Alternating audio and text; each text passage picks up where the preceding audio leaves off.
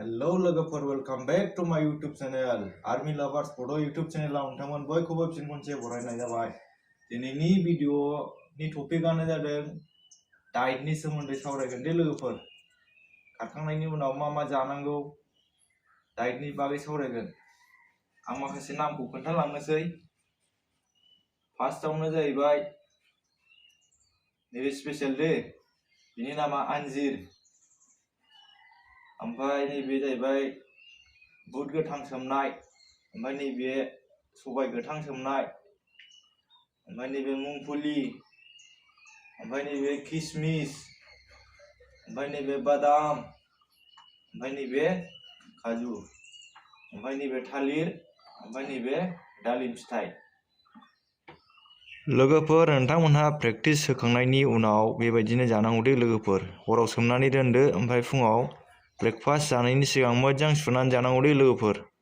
गैथ्राबाबो ओरैनो बुद गोथां, ओमफ्राय बै सबाय मुंग दाल होनो बेखौ, ओमफ्राय मुंगफुली, ओमफ्राय थालिरफोरखौ जानो हानाय जाथारनांगौ दे लोगोफोर। गैथ्राबाबो नैबे काजु बादाम किसमिस आन्जीर बेफोर गैयाबाबो जागोन आरो लोगोफोर। गैथ्राबाबो ओरैनो बे मोनथाम मोनब्रै आइटेमखौ जानांगौ दे लोगोफोर। बायनो हायाबाबो न'आवनो मोननाय जेरेखम थालिरफ्राथ' न'आवनो मोनोना, न'आव दंबा बेखौ बायनांलाया लोगोफोर।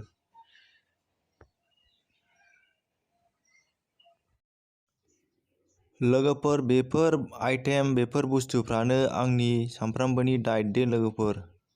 एसे बेबायदिनो सोमनानै जानांगौ लोगोफोर फुङाव। बेयो आङो भिडिअ देखायनो थाखाय एसे बुरजा क्वान्टिटि लानाय जादों दे, बेनिफ्राय एसेल' लानांगौ लोगोफोर। खम सोमनानै जानांगौ दे।